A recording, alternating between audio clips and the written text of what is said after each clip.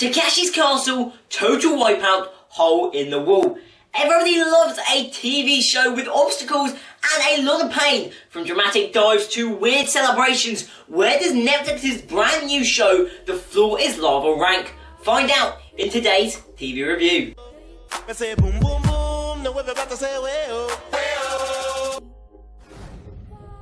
So The Floor is Lava, but what is this show all about? Well, to be honest, it's exactly what it says on the tin. The floor is lava, and contestants in teams of 3 compete to complete an obstacle course based around different rooms in the house, with the team that gets the most contestants across the course winning a $10,000 prize. The show combines great action that you see in obstacle course shows, along with a great bit of witty humour, although at times a little bit too Americanised, I say that. The show is hosted by former American Top Gear host Routledge Wood, and as to date it scored 5 out of 10 from IMDb and 6 out of 10 from Rotten Tomatoes.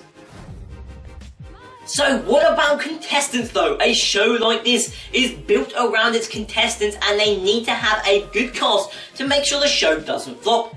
And I've got to say, I think casting do an excellent job here of bringing in characters that are slightly larger than life. Now, that may not always be a positive, but I think for a show like this, having those larger than life characters brings that extra bit of energy that really grabs your attention in a show like this. Now, another thing that casting does really well is bring in different relationships. So it's not always the same set of relationships, it's not always a group of friends. You've got married couples, friends, like I said a second ago, twins, siblings, parents and children. A great combination of people where you not feel like they're rehashing different groups. Now, there are a lot of great characters. In terms of some of my personal favourites, probably the Little League Dads were one of my favourites. Also the Verti twins, although none of them particularly made, I think one of them made it across, so little spoiler, but none of them did well. I think overall a great job on casting. I'd say some of the best I've seen in a while.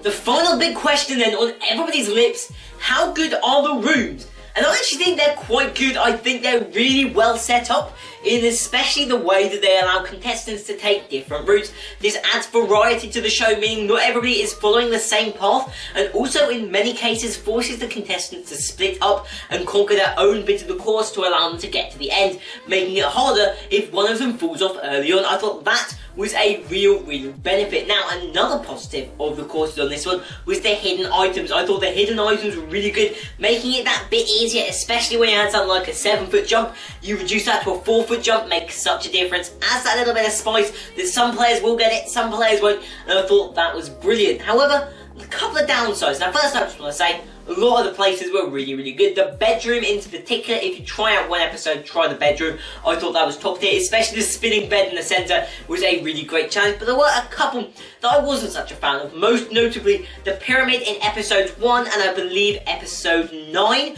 where basically not a single person survived off it, which means it was a little bit too tough. However, as a whole, production did a great job in putting together 5 brilliant different courses, something you rarely see on a show like this. So to be honest, that's all the big talking points for a show like this.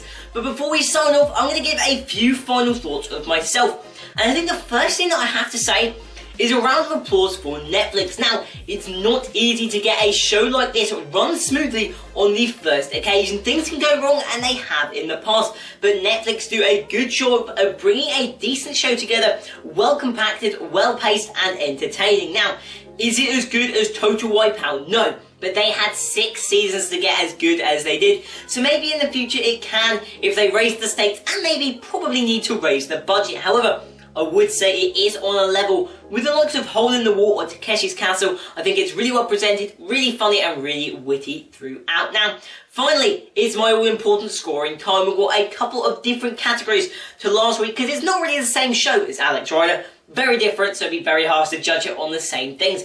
First up, we have the cast or contestants. Now, for the most part, I thought they were really interesting. The likes of the Verti twins or the Bostonians, I thought there were some great characters. Couple I didn't like so much, but overall I thought a great cast, so for me it's a 6 out of 10. Now, in terms of the courses, I thought a lot of the courses were good, but as I said, there were a couple of areas where it could have done with a bit of improvement or made a bit easier or say a bit tougher. So once again, 6 out of 10. In terms of action, it's just not quite as big as, say, Total Wipeout, where you have something like the Big Red Balls or the Sucker Punch, so I'm going to score this 5 out of 10, quite low in fact. And then finally, Rewatchability, this show does very, very well. We're giving it a 9 out of 10. It's the kind of show you can stick on in the background every time, over and over again, and just enjoy it just as much.